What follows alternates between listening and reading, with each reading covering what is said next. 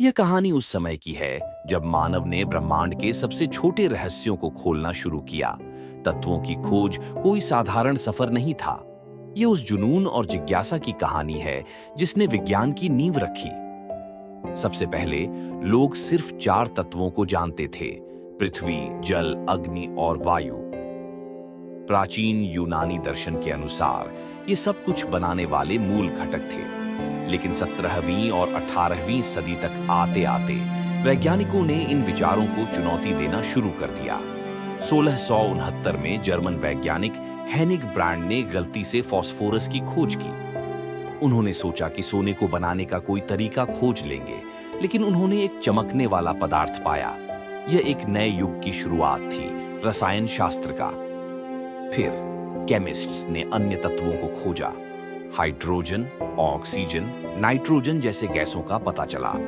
लेकिन एक समस्या थी, इन तत्वों को पहचानना और व्यवस्थित करना आसान नहीं था। कल्पना कीजिए, आप एक पुस्तकालय में हैं, जहां किताबें बेतरतीब तरीके से रखी हैं। किसी भी विषय पर जानकारी खोजना असंभव हो जाता है। 18वीं सदी के अंत तक यही स्थिति थी तत्वों के साथ। 1789 में फ्रांसीसी वैज्ञानिक एंटोइन लैवोइजे ने एक बड़ा कदम उठाया। उन्होंने तत्वों की एक सूची बनाई। उन्होंने 33 तत्वों को सूचीबद्ध किया और उन्हें धातु, अधातु और गैसों जैसे समूहों में बांटा। हालांकि यह सूची अपूर्ण थी, लेकिन इसने तत्वों को वर्गीकृत करने की दिशा में पहला बड़ा प्रयास किया। क्यों जरूरी थी वर्गीकरण की आवश्यकता?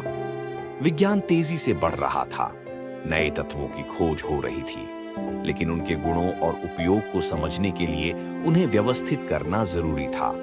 वैज्ञानिकों को एक ऐसा तरीका चाहिए था जिससे तत्वों के बीच संबंधों को समझा जा सके।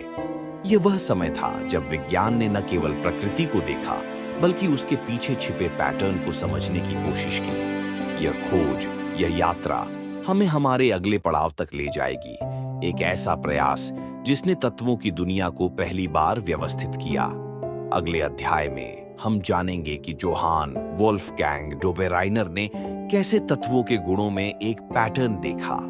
यह पहला कदम था जो हमें आधुनिक आवर्त सारणी की ओर ले गया।